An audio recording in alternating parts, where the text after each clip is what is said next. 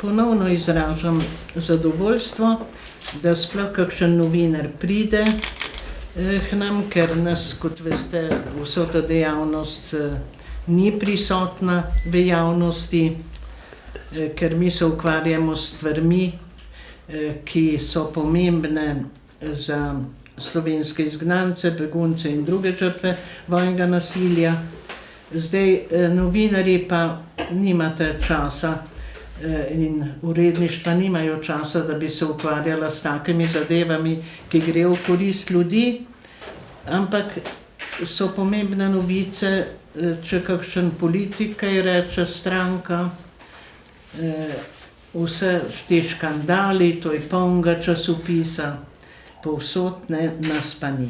Zato smo danes sklicali konferenco, da bi vas povprašali, da bi vsaj omenili v časopisih, da je dan izgnancev, z ozirom na to, da je vendarle bilo okrog 80,000 Slovencev takrat prizadetih zaradi izgona.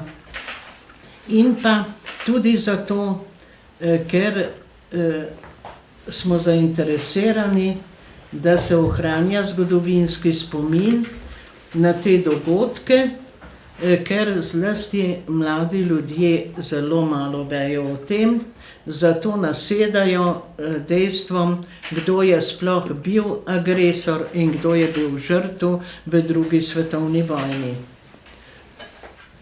Seveda, mi v Društvu izgnancev Slovenije smo delali tudi anketo na eni slovenski šoli, kjer niti en dijak ni vedel, da je bil izgon Slovencev, kaj šele, da bi vedeli, koliko je bilo izgnanih. Sem ni samo pri nas tako. Ko so delali v Angliji raziskavo o tem poznavanju druge svetovne vojne, je med šolarji in mladino do 15 leta po anketi odgovorilo kar 20% šolarjev, da je bil Hitler nogometni trener. Vsak 6. najstnik verjame, da je bil Auschwitz tematski park. Vsak 20. učenec je prepričan, da je bil Blitzkrieg evropska čistilna akcija po drugi svetovni vojni. Od 40% tudi angleških mladincev ni vedel, kdaj se je končala druga svetovna vojna. No, tudi v Nemčiji je potekala anketa med dijaki 14 do 18 let, ki je pokazala, da 31% vprašanih ni vedelo, kaj je Auschwitz. 65% anketiranih ni vedelo, kdaj se je končala druga svetovna vojna. O tem je treba govoriti, ker se o tem ne govori, kaj je bil fašizem, nacizem, se nacistične in fašistične organizacije kar pojavljajo. Mi v Društvu izgnancev Slovenije za ohranjanje teh zgodovinskih dejstev kar precej delamo. Prirejamo seminarje za profesorje zgodovine na osnovnih in srednjih šolah in smo na 8-urnih seminarjih imeli kar 280 novinarjev. In sicer po 8 ur profesorjev zgodovine. In to, dokler je grad Reichenburg bil v redu, smo to dol imeli, zdaj zadnji seminar 27. marca smo imeli pa v Muzeju novejše zgodovine in vam moram reči, da smo uspeli, da bo Zavod za šolstvo sedaj te usposabljanje profesorjev vključil v redni razpis zbornikov teh dopolnilnih izobraževanj, kar se nam zdi naravno. Mi smo na te seminarje tudi dali za predavatelje univerzitetne profesorje zgodovine, zato da smo jih zaprosili, da naj končno to na univerzi bodočim zgodovinarjem povedo, ker to je čuden, da moramo mi take seminarje imeti za te zadeve. To je stvar pouka zgodovine. No, potem prirejamo vsako leto pohode ob nemško-italijanski okupacijski meji. Letos je bil 28. aprila od Murnic do Tevč tak pohod, zdaj bo 6. julija od Tevč do Bučke ob nemško-italijanski okupacijski meji. No, potem bo 8. junija pohod ob NDH okupacijski nemški meji, ker smo pač ugotovili, pa tudi označili, katere slovenske dele in vasi je zavzela in okupirala Hrvatska, kar se redko kdaj omenja. Se nismo učili tega mi. Mislim, da pomagamo tudi pri vzdrževanju kar precej teh lokalnih zbirk. In naša velika aktivnost je, da se na grad Reichenburg, oziroma ne samo aktivnost, zahteva, da se na grad Reichenburg vrne muzej slovenskih izgnancev, ki smo ga tam imeli že desetletje. Ne. Zdaj so grad popolnoma obnovili in mi smo v ponedeljek popoldne bili dol na gradu z predstavniki občin, z predstavniki Muzeja novejše zgodovine. Smo se dogovarjali, da gre ta muzej nazaj, vse približno v taki obliki, kot je naredil takrat dr. Anton Ferenc. Ne samo to. Od leta 2002 dajemo Sloveniji pobudo, da bi grad Reichenburg postal Evropski muzej izgnancev, beguncev, žrtev fašizma in nacizma. Zato, ker v Evropi takega muzeja ni. So tisti muzeji za koncentracijske taborišča, mi Čehi, ki smo najbolj bili takrat tako izpostavljeni, nimamo, mislim, za te žrtve drugih držav nikjer muzeja. Mi smo leta 2009 uspeli, da smo imeli v Ljubljani prvi Evropski kongres žrtev fašizma in nacizma. 4000 ljudi je bilo, prišli so delegacije Poljske, Češke, Slovaške,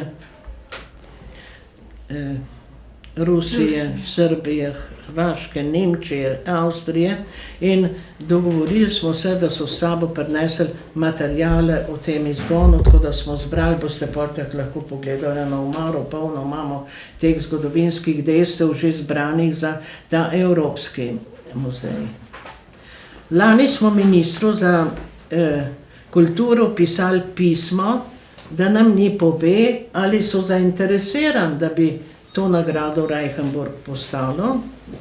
Velikega interesa, moram reči, za to ni, kar je škoda. Mi bomo še kar naprej vztrajali, ker nekje moramo razstaviti to, kar smo zbrali.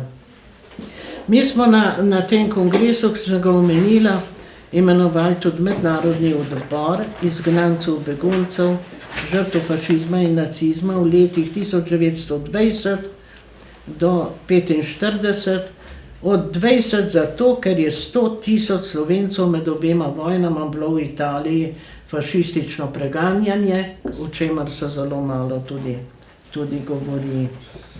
No, in moram vam povedati, ta mednarodni odbor se vsako leto sestane v drugi državi. Lani smo imeli ta odbor v Kijevu 14. 15. septembra in tam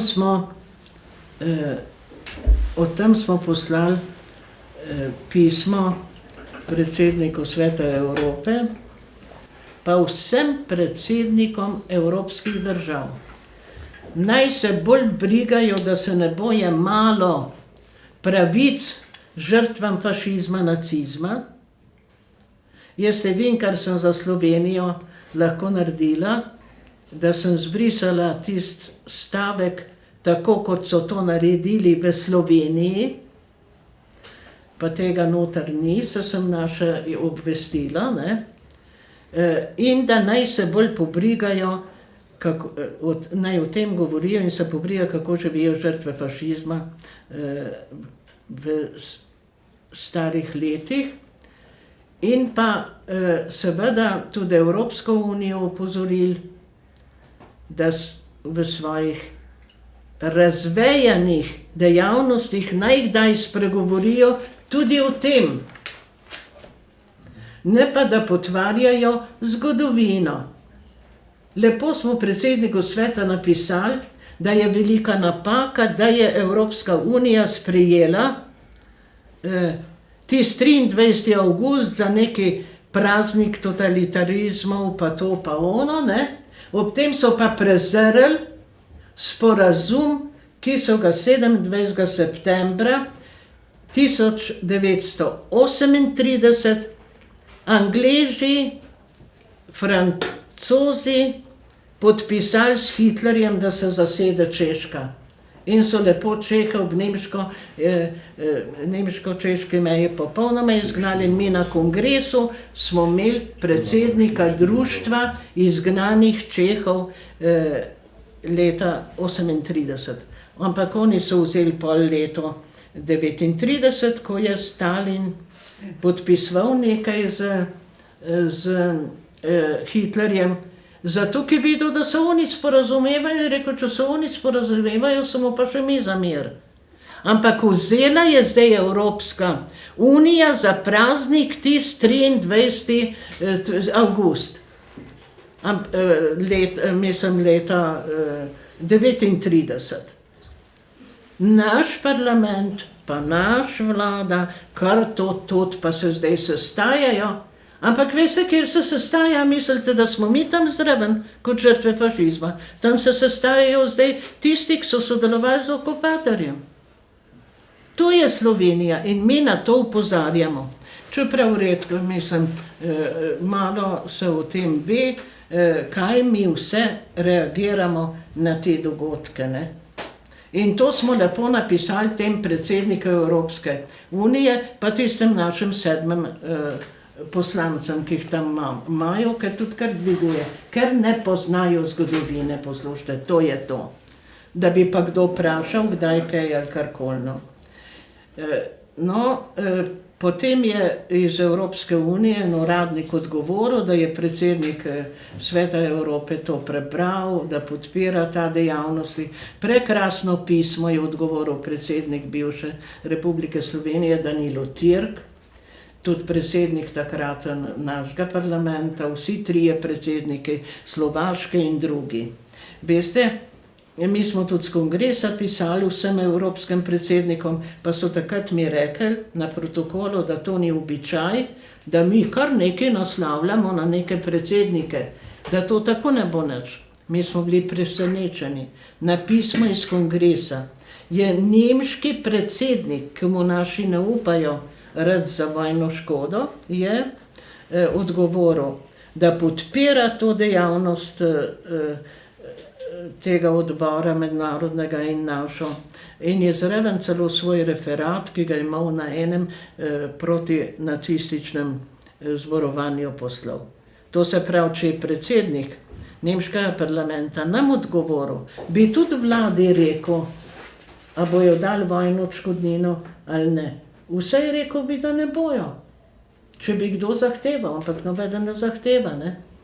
Tako da pol je recimo angleška kraljica odgovorila, španski kralj, te predsedniki, da naštevam, vsa dokumentacija je tle pri nas o tem.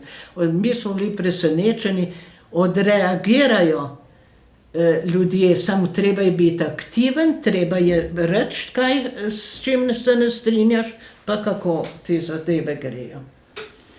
Seveda največja naša akcija je pa obnavljanje največjega zbirnega taborišča za izgon Slovencev, grajskih hleve in konjušnice v Brestanici, in letos ob 7. juniju se bomo zahvalili vsem, ki so nam pri tem pomagali, da smo tudi lani obnovili 3 prostore v tem taborišču zopet. In zdaj vam moram povedati, da to mi nekogar ne bremenimo, ker smo prosili preko vestnika, člane, da naj darujejo okrog 10 evrov in je 4700 članov je dalo prispevek in so noter napisani po krajevnih organizacijah imensko in zneske, koliko je dal.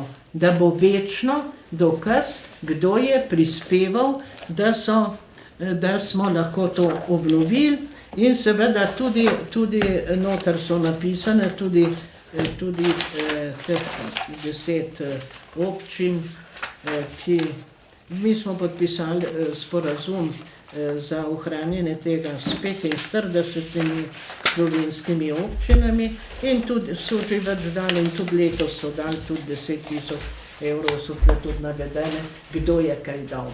Ker mi evidentiramo vsak cent, ki ga kdo daruje, zato da lahko pogledajo, da so res upisani, na koncu pa piše tudi, kako smo ta zbrana sredstva, prek krajevnih organizacij so člani prispevali 61 600 evrov prispevkov in to, mislim, da smo to lahko obnavljali in zadnji piše tudi, kjer račune smo s temi sredstvi poravnali. To pri nas gre zelo, zelo tako vse javno in v Mostecu tam bojo vsi, bojo tam posebna miza, kjer bojo te knjige, da bojo lahko šli pogledati, ali so noter upisani in seveda pomembno je tudi, da bojo v Mostec od 10. ure naprej nosili predmete iz izgnanstva, kovčke ali pa tiste žlice, šalčke, ker bomo to v ta obnovljeni muzej dol v Brestanici dali. V soboto, 8. junija, bo pa dol od 9. do 16. ure odprt te hlevi, to borišče, da bojo lahko to tam ugledali, kdor hoče to, kaj smo naredili s temi zbranimi sredstvi. Tako da letos smo veseli, da ob 7. juniju, dnevu izgnancev, lahko povemo, da napredujemo pri obnovi tega največjega zbirnega taborišča in da je 4700 članov prispevalo pa nekatere občine. Poglejte, prej sem omenila, da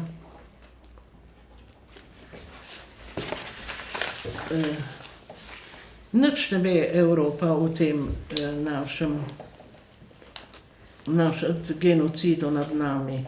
Zato smo mi lani imeli ves mesec maj razstavo o izgonu Slovencev in o nasilju nad drugimi slovanskimi narodi na avstrijskem Koroškem. Ves maj. Ves september smo imeli v središču Prage razstavo, ves mesec september, o izgonu Slovencev. In ves oktober lani na Slovaškem v Banski Bistrici. Največje presenečenje tujih ogledovalcev te razstave je bil, da so nas okupirale kar 4 države leta 1941. Razstave so bile sijajno sprejete, seveda smo to lahko naredili s pomočjo teh članov, ki so v mednarodnem odboru in ker so nam tudi vsa ta gradiva dali, da smo jih lahko razstavili. Zdaj, mi pripravljamo tudi zdaj sejo tega mednarodnega odbora v Moskvi 5. in 6. septembra, kjer bomo sprejemali tudi en protest nad resolucijo vezano na holokaust, ki razlaga, da se pojem holokaust lahko uporablja samo za Jude, Rome, Sinte in del Poljakov. nikjer se ne omenja, da je bila genocidna okupacija Slovenije in da je bil genocid tudi nad Slovenci. To bo točka dnevnega reda, pol bomo na tem mednarodnem odboru z drugimi evropskimi društvi podprli tudi svetovni kongres proti fašizmu in nacizmu, ki ga je predlagal en Grk, in naj bi iz vsega sveta prišli tisti, ki se borijo, da se ne bi ta fašizem in nacizem spet razvil. Ta svetovna konferenca bo pa oktobra, določen pa še ni kje. No, da se vrnemo na 7. junij. 2 prireditve imamo letos, sem že rekla, v petek v Mostecu ob 11. uri, pa tudi popoldne ob 17. uri za Maribor, ker je tudi tam prireditev, ker so starejši ljudje in bojo tja prišli. Pričakujemo, da bo okrog 1000 ljudi na tej naši prireditvi. Mi smo povabili predsednika Republike Slovenije, Boruta Pahorja, ki naj bi do danes odgovoril, a bo tam, nismo dobili odgovora. Želja, da pa pride in smo ga pač zato tudi povabili, ker upamo, da nam bo razložil, kaj se je zdaj, ki je po Nemčiji hodil in se z vsemi predstavniki Nemčije srečal, ali je postavil vprašanje vojne škode. Ali je postavil vprašanje vojne škode. Ko je bila Merklova v Ljubljani, smo mu pismo napisali, da naj postavi to vprašanje, ne. Vsem glede vam rečem, da smo upozorili tudi predsednico vlade, ko se je prejšnjo sredo srečala v Bruslju z Merklovo, da naj postavi to vprašanje. Bomo videli, kako je. Povabili smo, da pride, da bo tam slavnostna govornica Renata Brunskole. Veste, mi nimamo ne v prejšnji, ne sedanji vladi koga, ki bi ga tam želeli imeti, veste, ker mi smo društvo, ki nismo ne na kongres, ne na mednarodne konference povabili zaradi nekih funkcij. Ampak če je kaj naredil, če so pošteni, če imajo odnos do naroda, pa to, ne. Bomo videli, kaj bo. Ker zdaj 11. vlada, morda bo to 11. vlada naredila kaj, da se ta vojna škoda uredi. Bomo videli, kaj bo podpredsednica rekla. Predsednika parlamenta nismo povabili zaradi tega, ker so oktobra 25 poslancev je napisalo nek zakon, eno tezo, da je to diskriminatorno, da so nas oprostili plačilo zdravstvenega varstva, drugih pa ne, ker borci plačujejo. Mi smo pa prisilili ministra za delo, da tega ne sme narediti, ne. Jaz sem pa klicala Webra, pa sem rekla, a ste pozabili, da smo mi bili brez vse zakonodaje 50 let? Mi smo dobili status, da smo žrtve žrtve fašizma, nacizma, šele 95. leta. Drugi so imeli po 12 zakonov nekih. Mi nismo imeli. Pa grejo tam pisati, da je to diskriminatorno. Tako da to je velik uspeh, da smo ohranili, da ne plačujejo tisto dopolnilno varstvo zdravstveno, to je okrog 28 € na mesec, ker so to vsem vzeli, ne. Žrtvam vojnega nasilja je pa ostalo. Kaj bo s tem parlamentom? Mi smo imeli srečo, da smo vse do zadnjih volitev imeli v parlamentu izgnanca, ki je pol pomagal tam lobirati, da smo tisto zakonodajo o osebnih odškodninah uspešno rešili. Medtem ko pa gmotna škoda ni bila nikoli poravnana. In zdaj v Mostecu in v Mariboru na tej prireditvi bomo mi zahtevali, da Slovenija izterja vojno škodo. Nemčija nam je dolžna 3 milijarde evrov. In zdaj Slovenija, ki je v taki stiski finančni, bi lahko Nemčiji rekla vsaj milijardo vojne škode. Moram vam povedati, Nemčija je plačala bivši državi samo 2% vojne škode in še to v obliki kreditov, ki jih je Slovenija samostojna, brez zveze vračala. Stališče društva je bilo, da naj ta prvo Nemčija plača vojno škodo, pol pa bomo vrnili tisti Kapitalhilfe. Ampak ne, to se pravi ni nobenega razloga, da ne bi izterjali. Mi smo vsem 10 vladam in vsem parlamentarcem dali vse podatke o višini vojne škode, ki so jo naredili Nemci, Italijani, Madžari, kaj so Avstrijci naredili.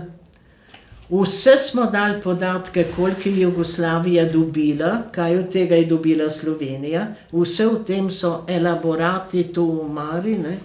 Vse to smo vsem dajali. Zdaj bo treba spet okrog 90 poslancev hoditi, spet okrog vlade, to je naša usoda. Ampak mi se tega ne bomo odpovedali. Če ne znajo izterjati vojne škode, če se ne naredi diplomatski napor v zvezi s tem, bo pač treba najti noter.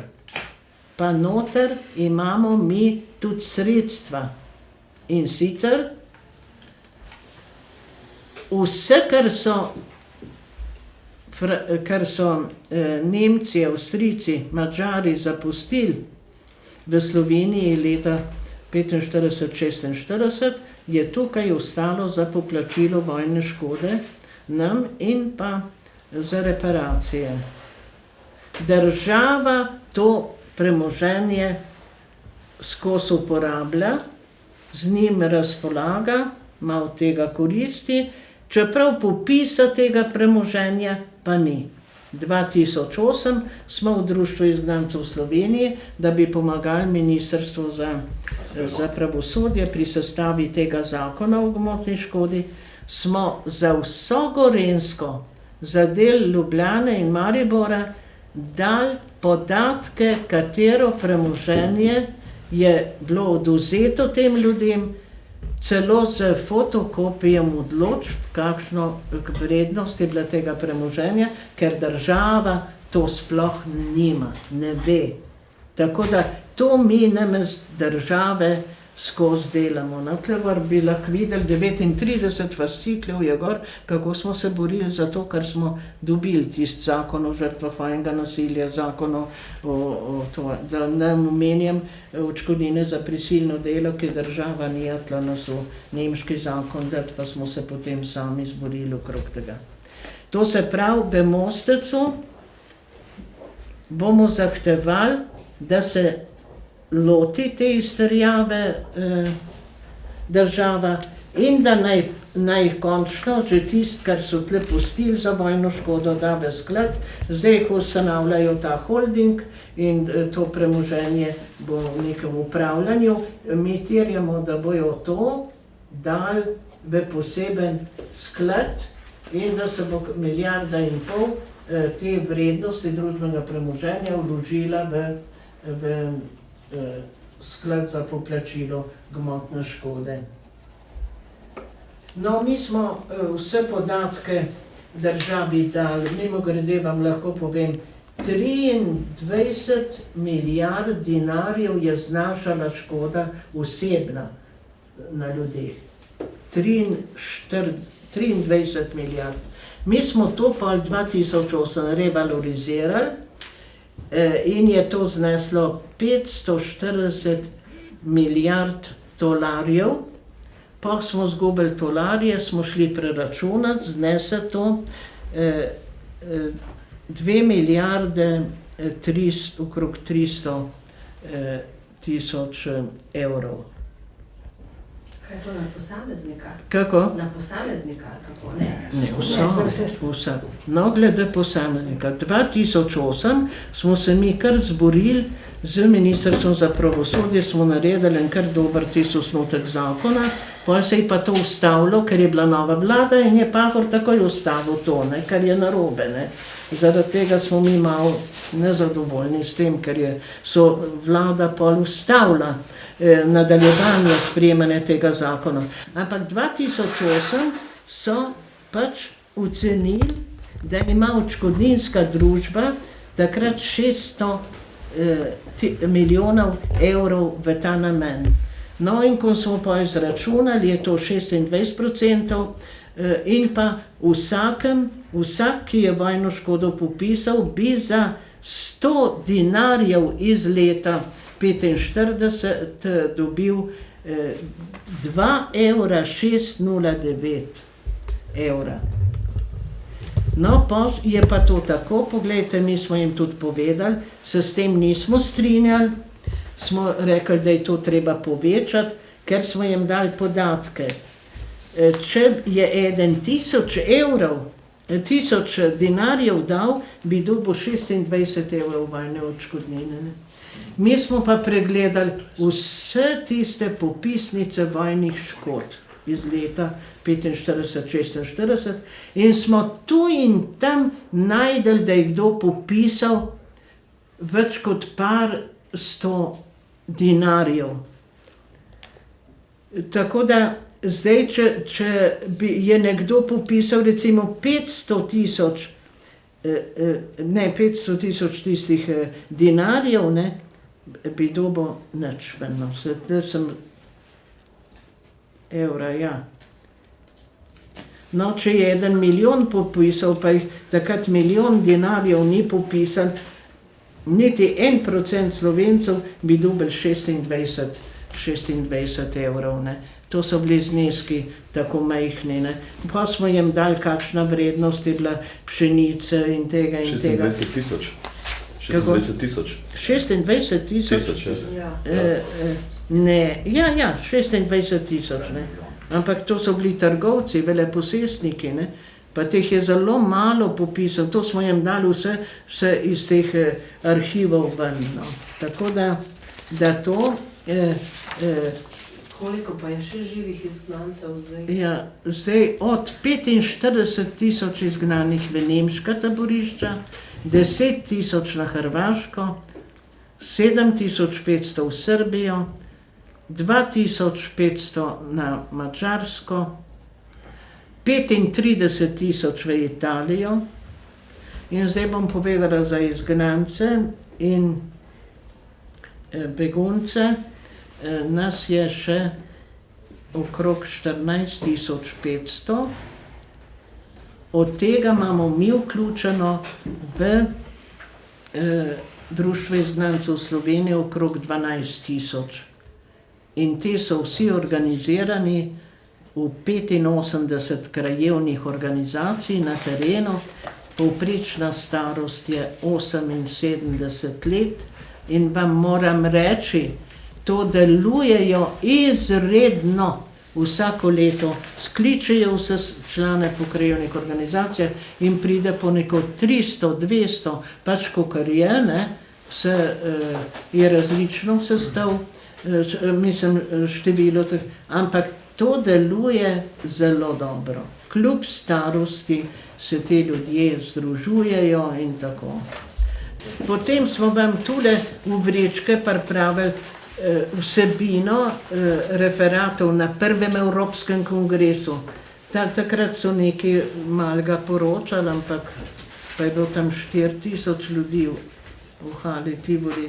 Potem smo dali, ko smo 2010, smo pa sklicali mednarodno konferenco o skrbi za izgnance in begunce v Evropi in so prišli te tuje delegacije. Na kongresu so govorili o zgodovini, na tej konferenci mednarodni pa vam moram reči, da je to edini dokument sploh zbran v Evropi, kako so druge države urejale zakonodajo in kakšne pravice imajo, in so noter referati s slikami teh predsednikov evropskih sorodnih društev, in pa kako so se oni borili in kaj so dosegli, tako da je primerjava lahko, samo vam povem, nihče ni toliko dosegel, kot smo.